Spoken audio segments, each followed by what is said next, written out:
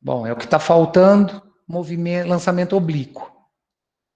Isso a gente encerra o estudo de movimento uniformemente variado e encerra o volume também. Bom, outro movimento que observamos com frequência em nosso dia a dia é o lançamento oblíquo.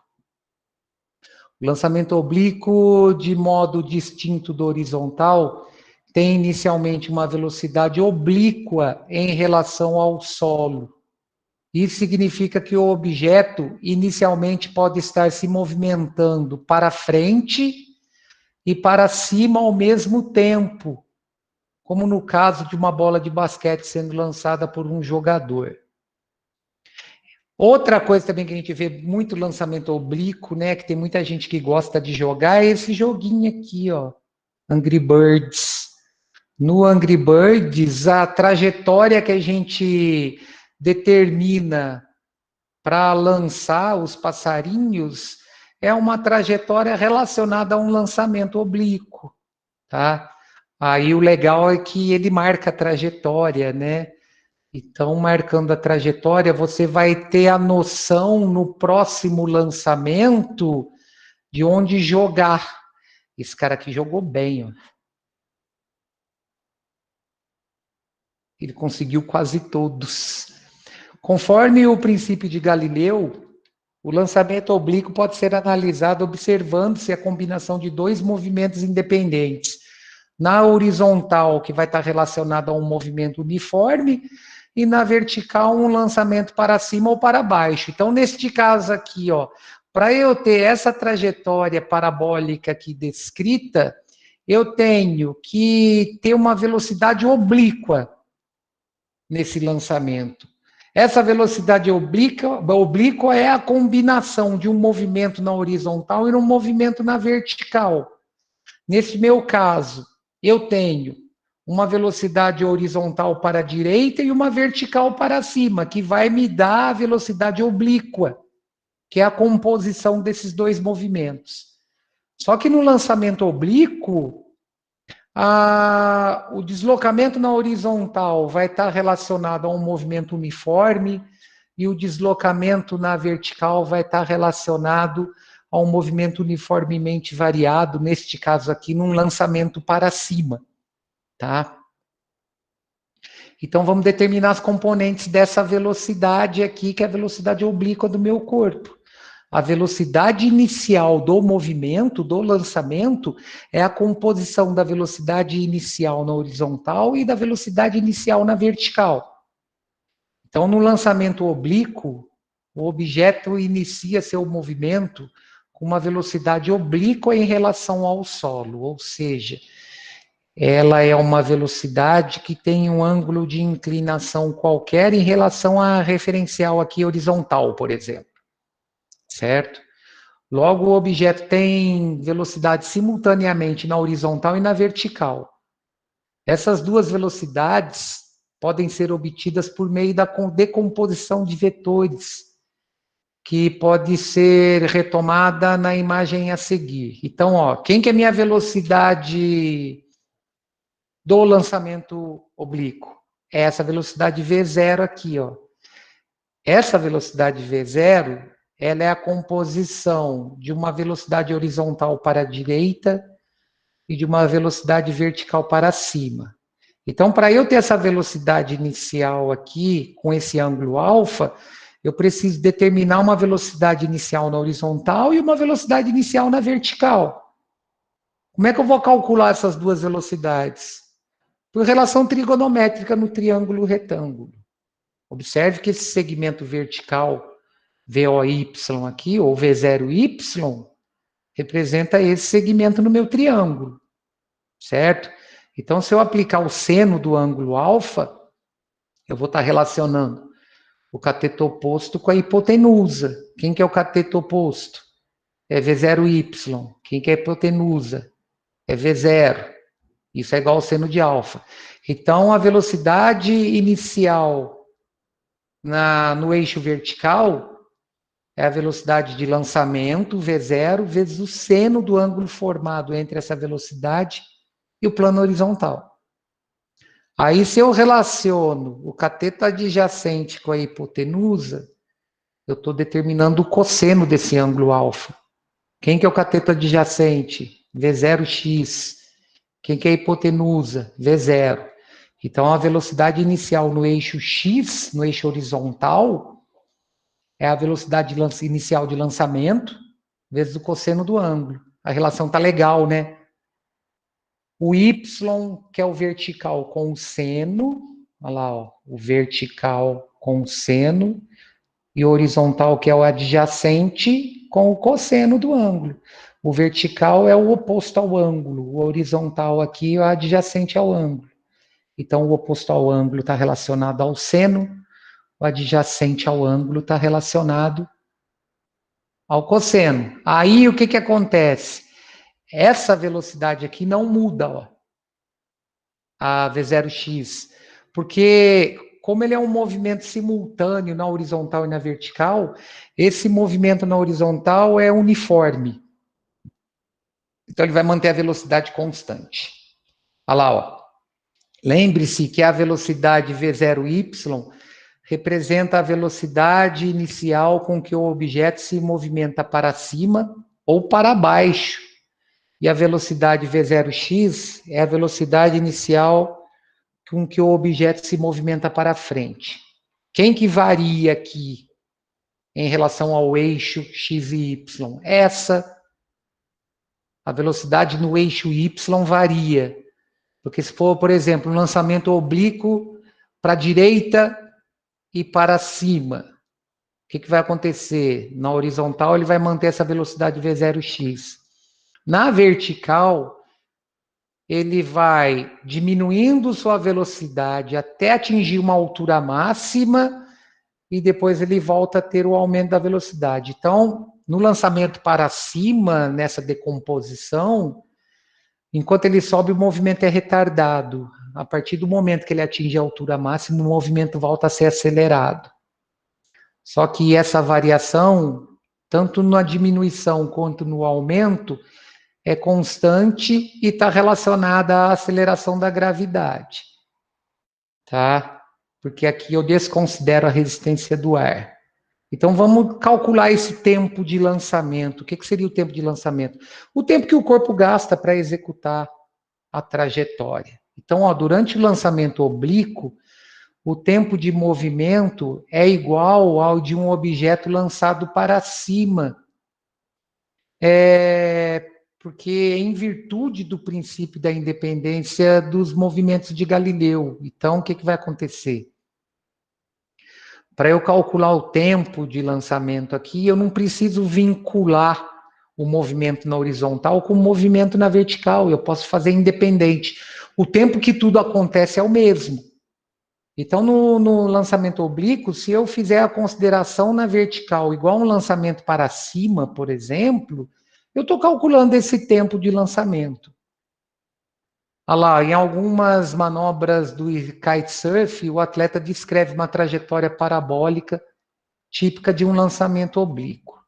Observe na imagem um objeto sendo lançado obliquamente, com velocidade inicial V0, que é essa aqui, ó. A velocidade de lançamento é essa aqui, formando um ângulo θ em relação ao solo. Vamos analisar esse gráfico. O que está acontecendo?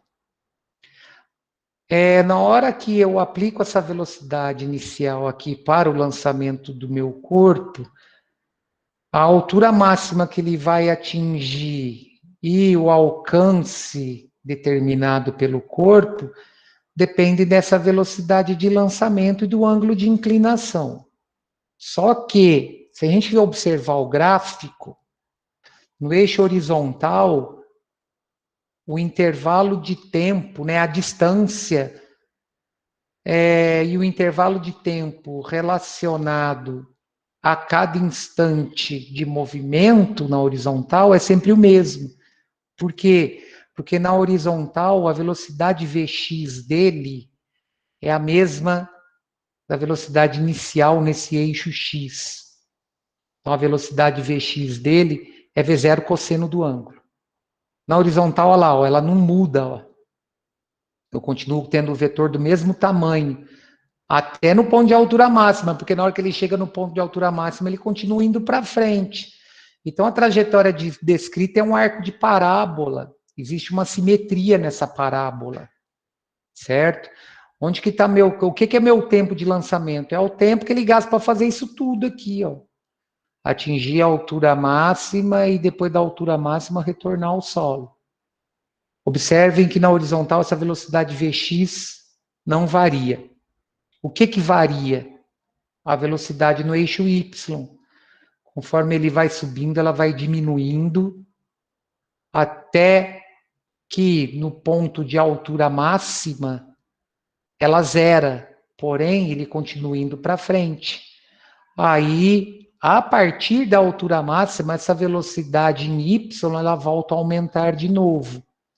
Na subida, o movimento é uniformemente variado retardado, na descida ele é uniformemente variado acelerado. Olha lá, ó, a velocidade vertical de um objeto lançado obliquamente varia pela ação da força-peso que atua verticalmente para baixo. Então, dependendo da velocidade de lançamento, eu vou ter variação na altura máxima atingida pelo corpo. Dependendo do ângulo no qual eu lanço, eu vou ter um alcance maior do corpo que foi lançado. É a história aqui, ó. Deixa eu voltar aqui, ó. Por exemplo, nesse caso, a variação o ângulo determinado, ele foi tal para acertar esses objetos aqui, ó. Se eu diminuir o ângulo aqui no estilingue, eu acerto aqui. Se eu diminuir mais ainda, eu acerto aqui. Mas qual foi a intenção aqui? Foi acertar o último para criar um efeito cascata, né? Para tentar destruir o resto. Então, isso que é o legal desse joguinho. Você vai variando o ângulo e tendo a noção de alcance por essa variação de ângulo. Olha lá, quanto menor o ângulo aqui entre o plano horizontal e o estilingue, maior o alcance que ele vai possuir, certo? Se eu aumentar o ângulo aqui, ó, eu faço esse arco de parábola ter essa configuração. Aumentando mais o ângulo aqui, eu faço o arco de parábola até essa configuração. Eu vario a altura máxima, né? E vario o alcance desse passarinho. Voltando aqui. Olha lá, ó. Observe nesse GIF que a velocidade vertical, ela não muda o tamanho do vetor, olha lá, ó. A vertical não, desculpa. A velocidade horizontal, o vetor dele não muda, ó. Esse vetor aqui, ó. Ele não muda de tamanho. O que muda de tamanho? O vetor na vertical. Até atingir a altura máxima, ele está para cima. A partir da altura máxima, ele inverte sentido. Então, do ponto de lançamento até a altura máxima, o movimento é retardado. Então, o vetor vai diminuindo para cima, né?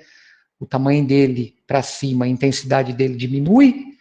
E a partir do ponto de altura máxima, eu inverto o sentido da seta e o tamanho do vetor que representa a sua intensidade aumenta.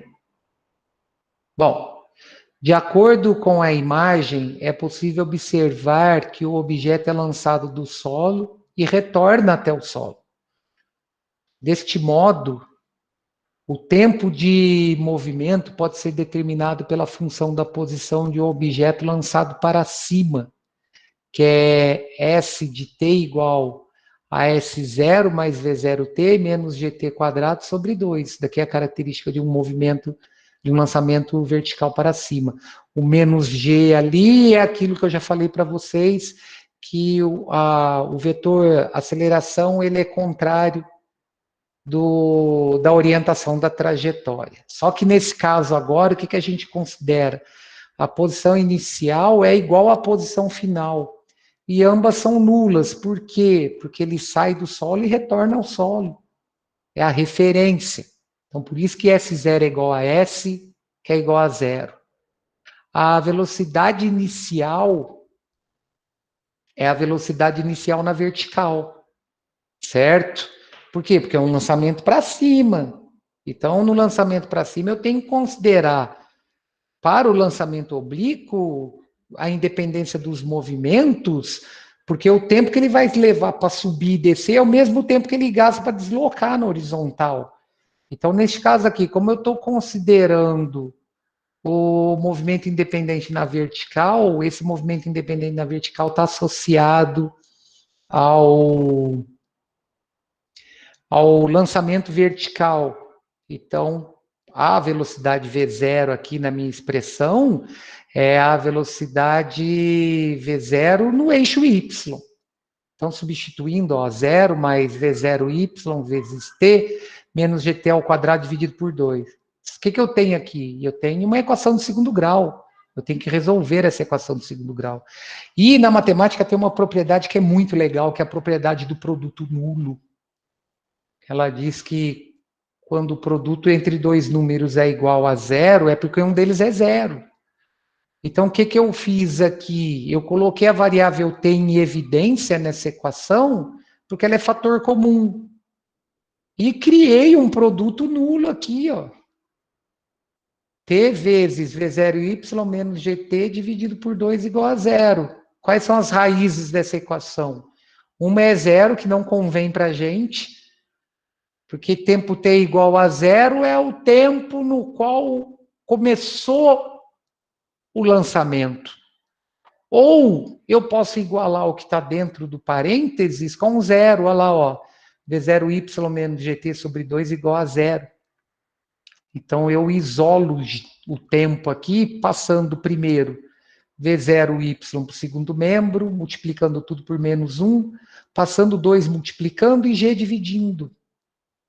Então, o tempo de lançamento desse corpo, ele é 2 vezes a velocidade inicial em y dividido pela aceleração da gravidade. Então, se, por exemplo, eu tenho uma velocidade de lançamento em y de 20 metros por segundo, no local onde a aceleração da gravidade é 10. Eu vou ter aqui como tempo de lançamento 2 vezes 20, 40, dividido por 10, 4 segundos. Quanto tempo ele leva para atingir a altura máxima? 2 segundos. Porque o tempo de altura, a altura máxima é a simetria da minha parábola. Olha lá, ó. Ponto de altura máxima é a simetria da minha parábola. Então, se ele gasta 4 segundos para executar isso tudo aqui, ó, como eu tenho uma simetria, ele gasta 2 para atingir a altura máxima e 2 para retornar ao solo. Então, para calcular o tempo para atingir a altura máxima, é só dividir o resultado por 2. O que é o alcance? É o deslocamento que o corpo obtém no lançamento oblíquo na horizontal. Só que na horizontal eu tenho o quê? Eu tenho a característica de um movimento uniforme.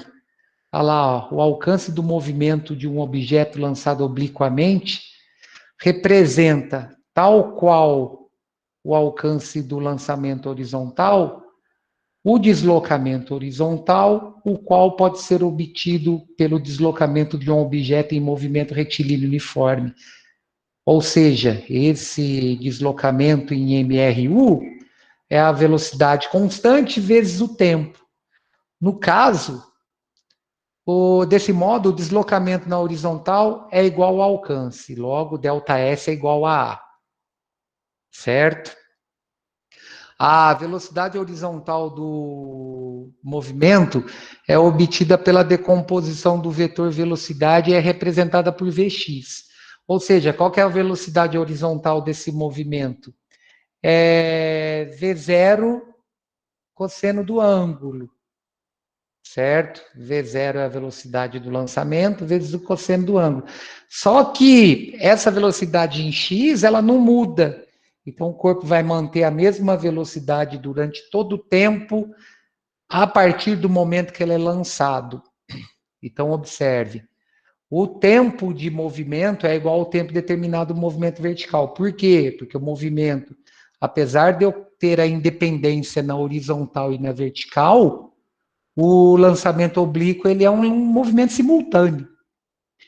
Então, o que eu posso fazer? Eu posso calcular o alcance substituindo V pela velocidade na horizontal e substituindo o tempo por 2V0Y sobre G. Então, esse alcance, ele varia em função da velocidade de lançamento do corpo na horizontal, da velocidade inicial de lançamento na horizontal, que é Vx, e da velocidade inicial na vertical. Agora, se eu variar o ângulo, eu mudo o alcance? Sim. Se eu aumentar o ângulo, eu diminuo o alcance, certo? Porque eu aumentando o ângulo, eu passo dessa trajetória que eu teria aqui, ó, com esse ângulo, para uma trajetória aqui, ó, aumentando o ângulo, eu vou diminuindo a projeção do meu vetor no eixo horizontal. Diminuindo a projeção do meu vetor no eixo horizontal, eu diminuo a distância que ele percorre nessa horizontal. E para fechar essa ideia, que a gente fecha a nossa teoria, a gente pode determinar a altura máxima atingida por um corpo em relação a esse lançamento oblíquo. Então tem uma figura aí de um rapaz dando um salto de bicicleta, né? A altura máxima de um lançamento oblíquo depende da aceleração da gravidade e do módulo da velocidade vertical do objeto no momento do lançamento. Então, quanto mais rápida for essa velocidade vertical, né, no lançamento, quanto mais rápida for essa velocidade inicial na vertical no lançamento, maior é a altura que ele vai alcançar. Também está relacionado ao ângulo de inclinação, tá? Em objetos lançados obliquamente em relação ao solo, o corpo atinge em determinado instante de tempo a posição de altura máxima H maiúsculo. É relevante observar que, nesse momento, o corpo tem velocidade somente na direção horizontal, pois está se movimentando unicamente para frente. Deste modo, no ponto de altura máxima, é válido afirmar que a velocidade vertical do corpo é nula. E, portanto, a altura máxima pode ser determinada com base na equação de Torricelli, onde eu tenho V0i, Vy, né, a velocidade final em y, que essa velocidade final em y é a velocidade associada a essa altura máxima, igual a V0y ao quadrado, mais 2a delta S. No nosso caso, o que a gente tem? Quais são as condições? Um corpo só atinge a altura máxima quando ele para, porque a partir desse instante ele começa a voltar. Enquanto a velocidade dele não zera, ele não atingiu o ponto de altura máxima. Então, para atingir a altura máxima, a velocidade final dele tem que ser zero. Por isso que eu tenho que aplicar essa condição de Vy igual a zero. No nosso caso, como é um lançamento vertical, Vy é zero, V0y é a velocidade inicial no lançamento vertical. Eu troco a aceleração por menos g, porque ela está em oposição à orientação da trajetória, e troco o delta S pela altura que o corpo alcança. Como o primeiro membro é zero e esse produto aqui é negativo, eu jogo esse produto negativo para o primeiro membro, ele vai 2GH para o primeiro membro. Como eu quero calcular a altura, eu passo 2G dividindo. Então, a altura máxima atingida pelo meu corpo é V0y ao quadrado sobre 2G. Lembrando, hein, que essa velocidade V0y, ela depende do ângulo de inclinação. Vou até voltar aqui, ó. Olha ela aqui, ó. Tanto V0x quanto V0y depende desse ângulo de inclinação que a velocidade de lançamento do movimento cria em relação ao plano horizontal.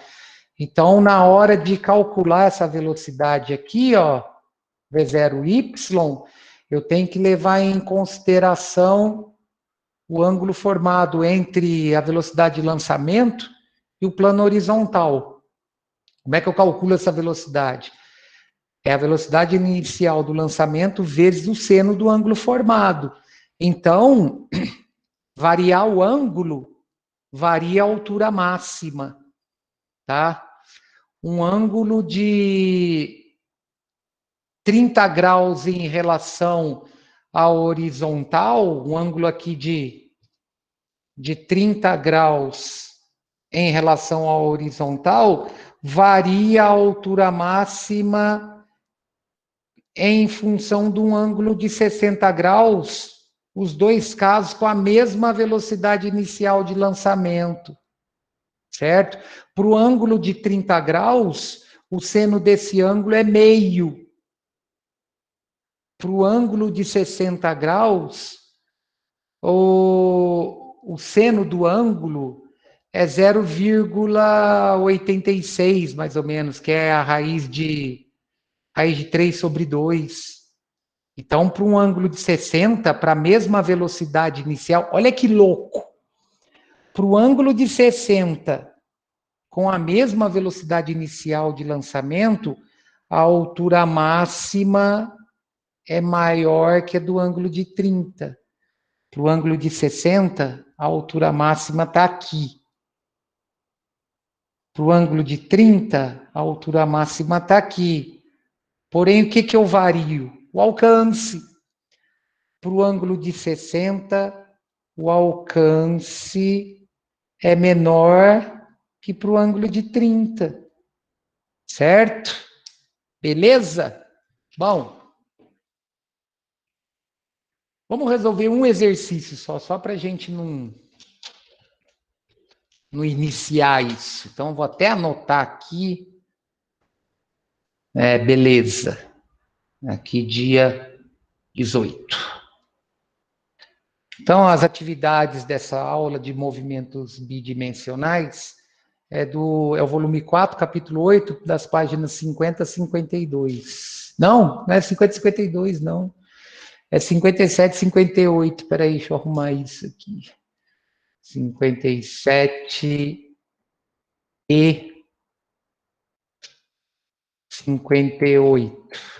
Agora tá belezeira. Então, ó, primeiro exercício ele diz o seguinte: do alto de uma plataforma, um corpo é lançado horizontalmente, né? Tá aqui, ó. A plataforma tá aqui, o corpo é lançado aqui, certo? Um corpo é lançado horizontalmente com velocidade inicial de 30 metros por segundo. Então, é a velocidade que ele vai manter na horizontal o tempo todo. Sabendo que a altura da plataforma é de 125 metros e que a aceleração gravitacional vale 10 metros por segundo, determine o tempo gasto para atingir o solo. Aí eu pus um desenho aqui, tá? É mais ou menos isso que está acontecendo. Ele vai abandonar essa plataforma com uma velocidade de 30 metros por segundo aqui na horizontal, ele vai manter todo o tempo essa velocidade de 30 metros por segundo, porém, na vertical, na hora que ele abandona a plataforma, o movimento é de queda livre, certo? Isso aqui tem 125 metros de altura e a aceleração da gravidade para baixo aqui é de 10 metros por segundo ao quadrado. Quanto tempo ele gasta para atingir o solo? Eu posso determinar esse tempo considerando a queda livre.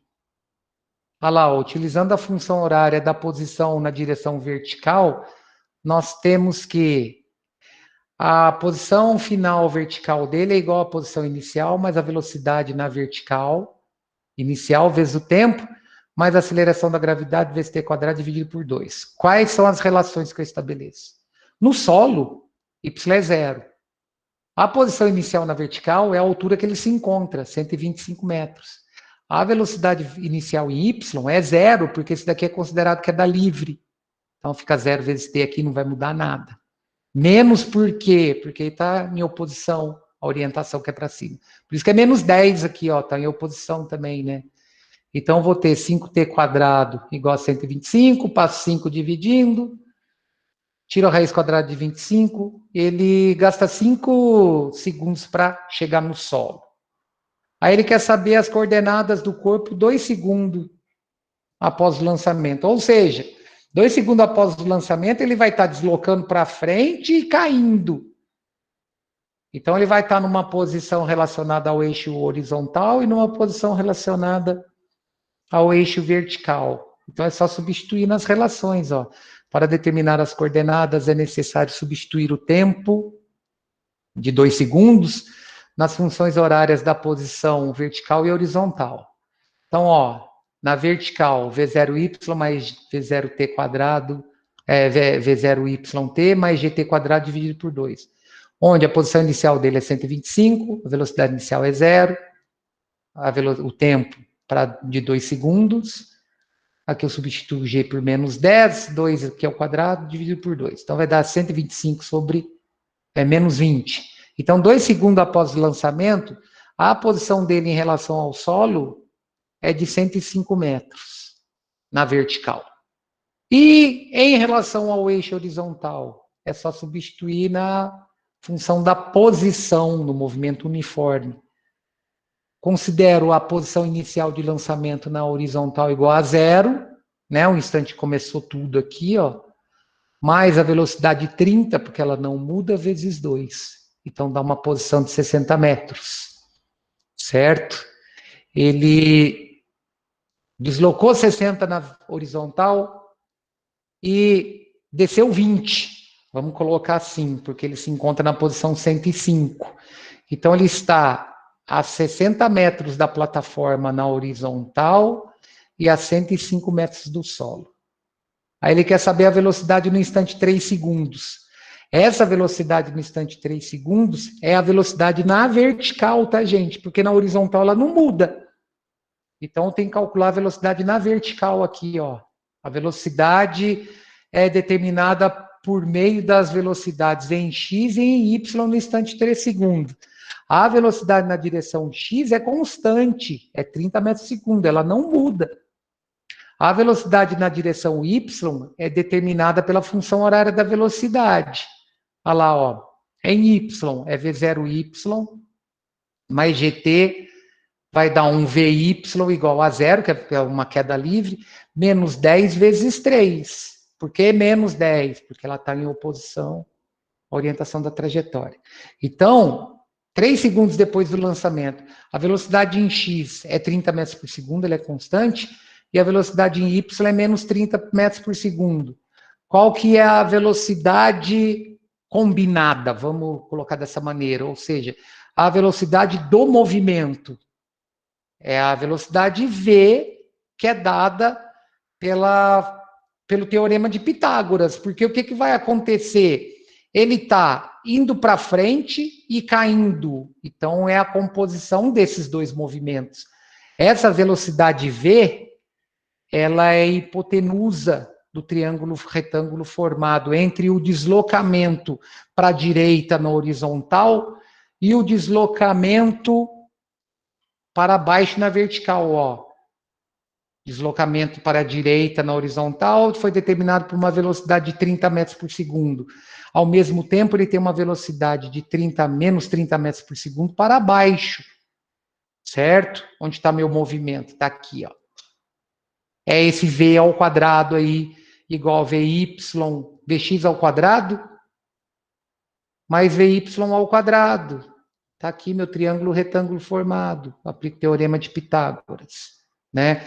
Então, essa velocidade no instante 3 segundos, que é a velocidade do movimento simultâneo, é de 30 raiz de 2. E só fechando hoje. O alcance.